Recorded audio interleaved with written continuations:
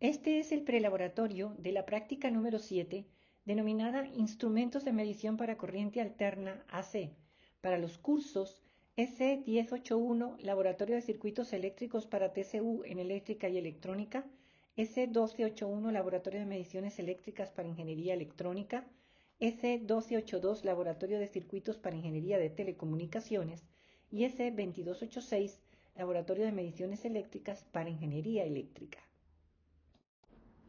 Los objetivos de la práctica número 7 son interpretar las características nominales descritas en los instrumentos de medición para AC, aprender a leer en las diversas escalas de los instrumentos de medición, usar adecuadamente los diversos instrumentos de medición disponibles en el laboratorio para las mediciones en AC, voltímetros, amperímetros, multímetros y osciloscopios, a fin de realizar mediciones directas o indirectas de voltajes y corrientes pico y RMS, mediciones de frecuencia, desfasaje y potencia en circuitos alimentados con fuentes alternas. Comparar los resultados experimentales con los valores teóricos o con los obtenidos utilizando un simulador de circuitos. La preparación de la práctica 7 incluye 8 preguntas sobre los temas tratados en los archivos y videos correspondientes a esta práctica. 1. Explique el concepto de ancho de banda de cualquier circuito o instrumento de laboratorio partiendo de la definición de frecuencia de corte inferior y superior. Esto se indica porque hay definiciones que no incluyen las frecuencias de corte. 2.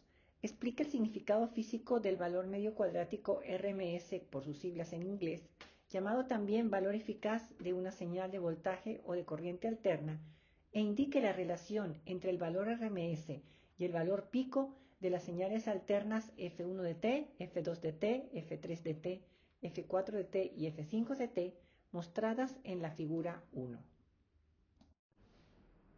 3. Explique el error que se puede cometer al realizar la medición del voltaje RMS de una señal periódica no sinusoidal, por ejemplo, triangular o cuadrada, utilizando el voltímetro de un multímetro de uso común, que por lo general no mide verdadero valor RMS. 4. Determine el equivalente Thevenin del circuito mostrado en la figura 2 con los valores indicados.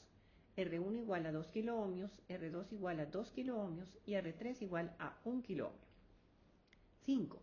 Dada una fuente de voltaje VG con una resistencia conocida RG, enuncie el teorema de máxima transferencia de potencia de la fuente a una carga RL que se conecte a dicha fuente y cuyo valor se puede seleccionar. 6. Dada una fuente de voltaje VG con una resistencia asociada RG cuyo valor se puede ajustar, indique el valor de dicha resistencia para que haya máxima transferencia de potencia de la fuente a una carga RL de valor conocido. Las preguntas 7, 8, 9 y 10 piden realizar el análisis transient del circuito de la figura 3 para determinar la magnitud del voltaje y de la corriente en la rama capacitiva, formada por el condensador y la resistencia R2 en serie, la rama inductiva, formada por la inductancia y la resistencia R3 en serie, la impedancia en paralelo, para lo que hay que medir el voltaje sobre la impedancia de las dos ramas en paralelo y la corriente en R1, y la impedancia total del circuito, que requiere las mediciones del voltaje sobre el generador y la corriente en R1. Para cada caso, hay que calcular con la mayor precisión posible el desfasaje entre ambas señales, ayudándose de las herramientas que ofrece el programa. Como la escala de la corriente puede ser mucho menor que la del voltaje cuando se colocan en una misma gráfica, para determinar el desfasaje puede hacerlo sustituyendo las formas de onda de la corriente por las formas de onda del voltaje en la resistencia correspondiente. Los valores de los componentes son R1 igual a 1 kiloohmio, R2 igual a 1 kiloohmio, R3 igual a 1 kiloohmio, C igual a 100 nanofaradios, L igual a 100 milihenries, voltaje pico igual a 10 voltios y frecuencia de operación 1 kHz. Esta es la primera página del trabajo en el laboratorio, común para todos los grupos, con el recordatorio de llenar la hoja de asistencia al entrar en el laboratorio y revisar el mesón de trabajo. Punto 4. Para el amperímetro AC que tiene a su disposición, determine y registre la gama, identifique las escalas y determine la resolución y la sensibilidad para cada escala. Recuerde indicar la resolución en amperios o miliamperios por división y la sensibilidad en divisiones entre amperios o miliamperios según la escala. Punto 5. Para el voltímetro AC que tiene a su disposición, determine y registre la gama, identifique las escalas y determine la resolución y la sensibilidad para cada escala. Tengan en cuenta una recomendación similar a la del punto anterior. Punto 6. Registre el ancho de banda de su osciloscopio y la resistencia que presentan las puntas de prueba del osciloscopio en la configuración por 1 y en la configuración por 10. Esto ya se hizo en la práctica del osciloscopio, pero se repite para tener presente la resistencia que se está conectando en paralelo con la impedancia del componente sobre el que se mide el voltaje cuando se está usando un osciloscopio. Punto 7. Determine el valor pico, medido con el osciloscopio, y los valores RMS, medidos con el voltímetro AC analógico y el multímetro digital, de 3 formas de onda de la misma magnitud pico, producidas con el generador de funciones a 3 frecuencias diferentes, 100 Hz, 1 kHz y 10 kHz. Registre las mediciones en la tabla y anote los comentarios pertinentes. Con estas mediciones se van a poder determinar los errores que se introducen al utilizar voltímetros AC que están calibrados para medir el valor RMS de señales sinusoidales, pero no el de señales triangulares o cuadradas. Punto 8. Determinación experimental del equivalente Thevenin de un circuito entre los terminales A y B. Monte el circuito mostrado en la figura con los valores indicados por su profesor. Registre dichos valores en la tabla. Los valores son R1 igual a 2 kiloohmios, R2 igual a 2 kiloohmios, R3 igual a 1 kiloohmio. Aplique una señal sinusoidal de 5 voltios pico y 100 Hz. Los valores teóricos del voltaje y la resistencia de Thevenin se han calculado en el prelaboratorio. Punto 9. Con los terminales A y B en abierto, mida el voltaje de Thevenin con el voltímetro AC, el cual nos muestra el valor RMS, y con el osciloscopio con el que determinamos el valor pico. La resistencia de Thevenin se va a medir de 3 maneras. A. Conocido el valor RMS del voltaje de Thevenin, mida el valor RMS de la corriente de Norton colocando un amperímetro AC entre los puntos A y B. Calcule R de Thevenin 1 igual a voltaje de Thevenin RMS sobre corriente de Norton RMS. B. Dadas las resistencias internas de los amperímetros disponibles en el laboratorio, la inclusión del amperímetro en el circuito puede modificar significativamente la corriente. Conocido el voltaje de Thevenin pico medido con el osciloscopio, mida la corriente I de Norton pico de forma indirecta con el osciloscopio, colocando entre los puntos A y B una resistencia R de 51 ohmios, que va a medir previamente con el ómetro digital. Mida el voltaje sobre dicha resistencia, VR pico, y determine corriente de Norton pico igual a voltaje R pico sobre R. Calcule R de Thevenin 2 como voltaje de Thevenin pico sobre corriente de Norton pico. C. Como este es un circuito pasivo con componentes resistivos y sin fuentes dependientes, la resistencia de Thevenin puede determinarse sustituyendo el generador por un cortocircuito y realizando la medición de resistencia con un ómetro digital colocado entre los terminales A y B. Este es el valor R de Thevenin 3. Registre todos los datos en la tabla mostrada.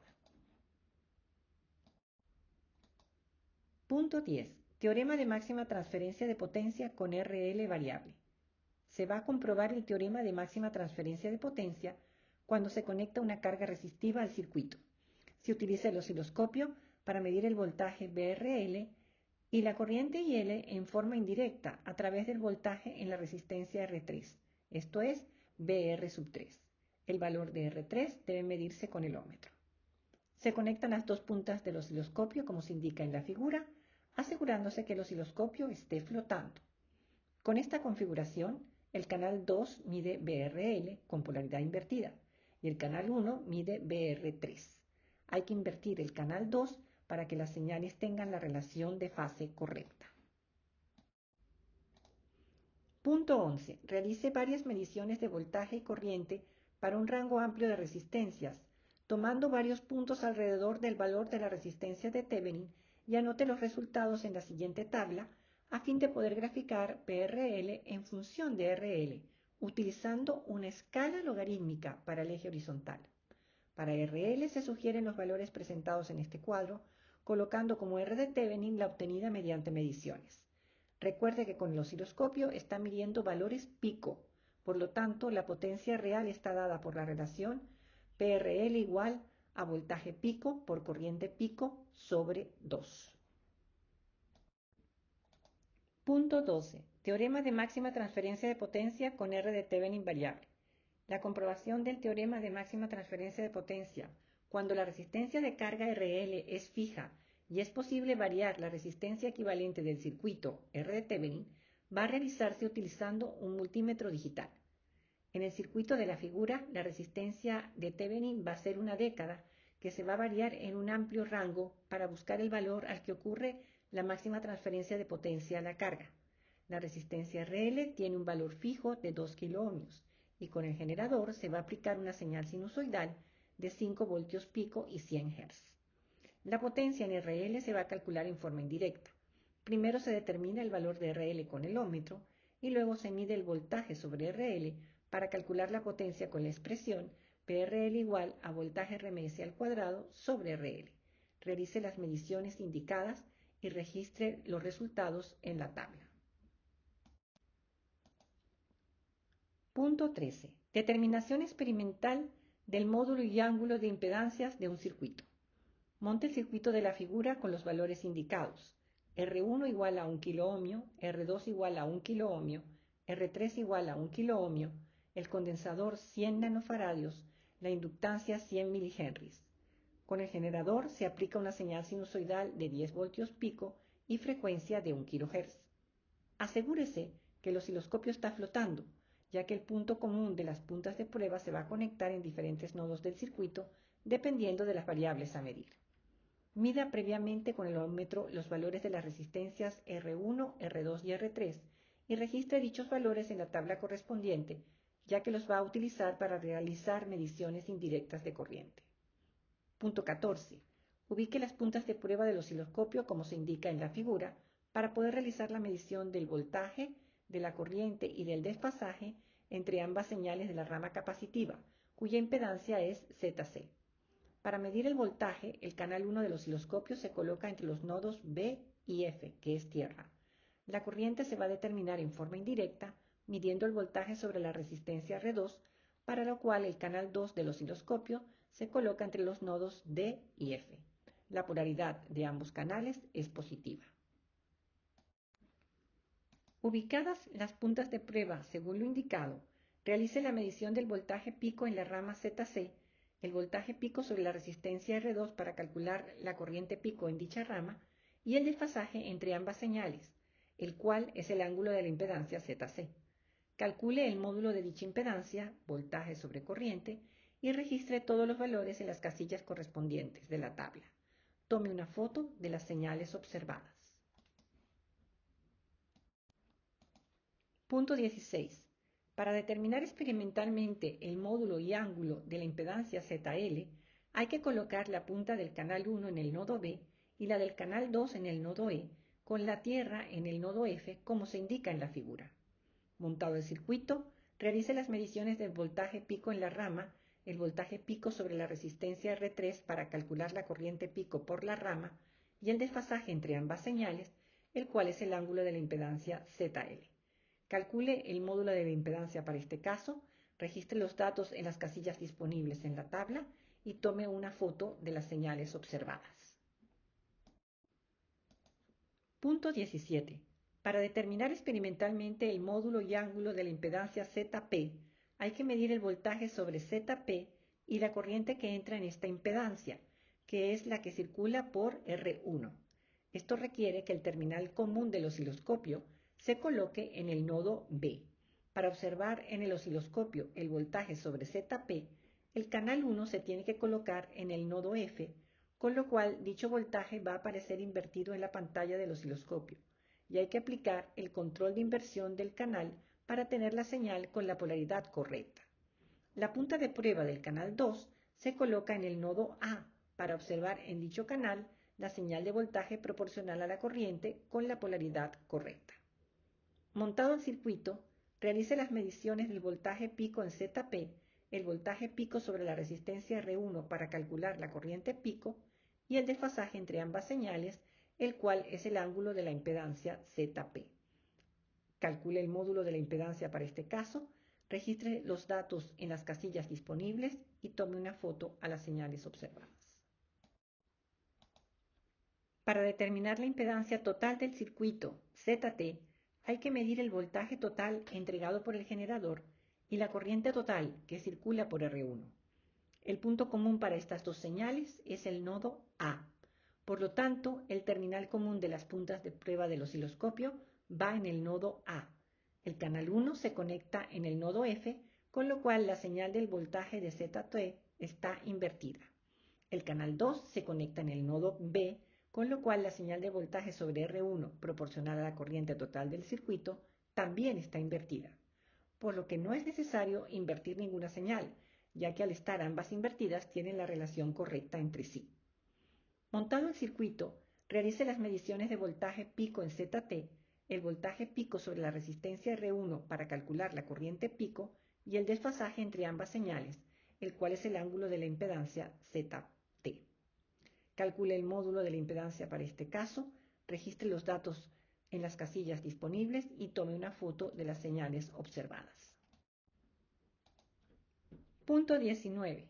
Identifique las características y las diferentes mediciones que puede realizar con el medidor de verdadero valor RMS.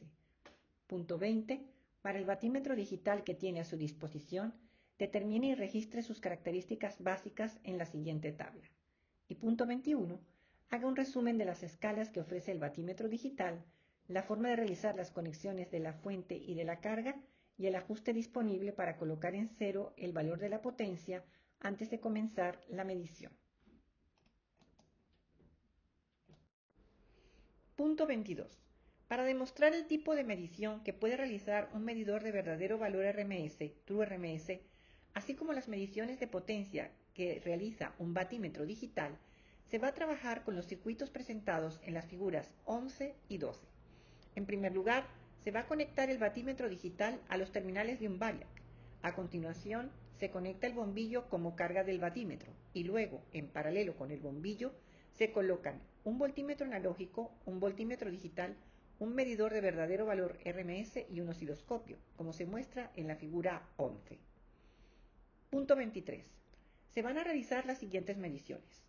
Una vez conectado el circuito mostrado, se va a aplicar el voltaje con el variac de forma que la amplitud sea la máxima permitida y por lo tanto la potencia en el bombillo sea la máxima. En estas condiciones, se va a desconectar momentáneamente el bombillo del batímetro para ajustar la lectura de potencia a cero.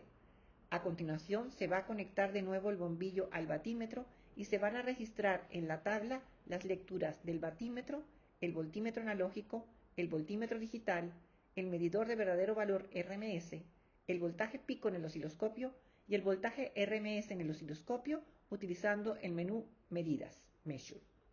A continuación, se va a reducir la amplitud de la señal entregada por el variac hasta que el batímetro indique la mitad de la potencia aplicada inicialmente y se van a repetir las mismas mediciones. Punto 24. En la segunda parte del experimento se incluye un dimmer, como se muestra en la figura 12. Un dimmer es un circuito electrónico que elimina una parte de la señal sinusoidal producida por la alimentación a fin de reducir la potencia entregada a la carga del circuito, en este caso el bombillo.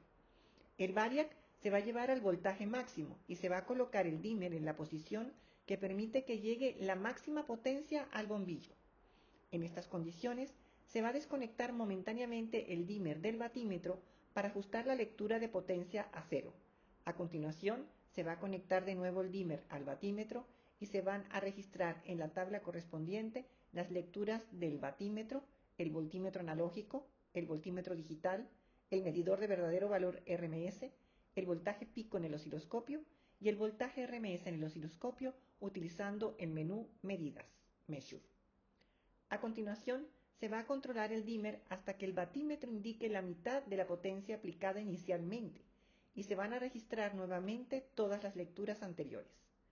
El análisis que usted va a realizar en el informe con los resultados obtenidos va a demostrar la importancia y conveniencia de contar con un medidor de verdadero valor RMS. Para terminar, están las recomendaciones finales de toda práctica. Mostrarle al profesor todas las anotaciones de las medidas realizadas, ordenar el mesón antes de retirarse del aula y anotar la hora de salida en la carpeta de asistencia. En cuanto al informe, se recuerda que todo informe debe atenerse a las normas generales establecidas. Las indicaciones particulares para este informe son: en el marco teórico, haga un resumen de máximo 2 páginas sobre el concepto físico y la expresión matemática del valor medio cuadrático RMS de una señal alterna, el concepto de ancho de banda de un circuito o instrumento AC y los diferentes tipos de instrumentos de medición de voltajes y corrientes AC. En la metodología, describa brevemente el procedimiento y los circuitos utilizados para realizar los experimentos llevados a cabo, indicando los valores nominales de los componentes empleados. Dichos experimentos son: la determinación experimental del equivalente Thevenin, la comprobación del teorema de máxima transferencia de potencia cuando es posible variar RL y cuando se puede modificar R de Thevenin, la determinación experimental de las impedancias en un circuito midiendo el voltaje, la corriente y el desfasaje entre ambas formas de onda, y los experimentos realizados para comprobar la operación de un medidor de verdadero valor RMS y un batímetro digital. En los resultados, coloque los datos obtenidos en el laboratorio. En el análisis de resultados, discuta los resultados obtenidos al realizar las mediciones de valor pico y valor RMS para las 3 señales periódicas a diferentes frecuencias. Indique las posibilidades y limitaciones de cada uno de los instrumentos utilizados. B. Analice los valores obtenidos para la resistencia de Thevenin con los 3 procedimientos empleados para determinarla e indique cuál de ellos ofrece mayor exactitud, tomando como referencia en este caso el valor teórico de dicha resistencia. C. Elabore la gráfica de la potencia RL en función de RL en escala logarítmica para los datos obtenidos con el osciloscopio. Identifique el valor de la resistencia correspondiente al punto de máxima transferencia de potencia y compare este resultado con el valor teórico esperado. D. Elabore la gráfica de la potencia RL en función de la resistencia de Thevenin en escala logarítmica. Identifique el valor de resistencia correspondiente al punto de máxima transferencia de potencia y compare este resultado con el valor teórico esperado. E. Compare los valores de las impedancias obtenidas experimentalmente en los circuitos de las figuras 7, 8, 9 y 10 con los determinados mediante las simulaciones en SPICE y explique las diferencias. F. Haga el análisis de los resultados obtenidos con los circuitos 11 y 12, explicando las razones por las cuales las lecturas de los instrumentos son diferentes.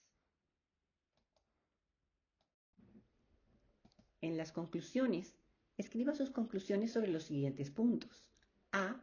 Respecto a la precisión y exactitud de las medidas obtenidas con los instrumentos AC utilizados en el laboratorio. B. Sobre la conveniencia de poder realizar mediciones con el osciloscopio o con voltímetros y amperímetros AC. C. Sobre los experimentos llevados a cabo para determinar experimentalmente el equivalente Thevenin, comprobar el teorema de máxima transferencia de potencia y determinar el módulo y ángulo de impedancias en un circuito AC. D.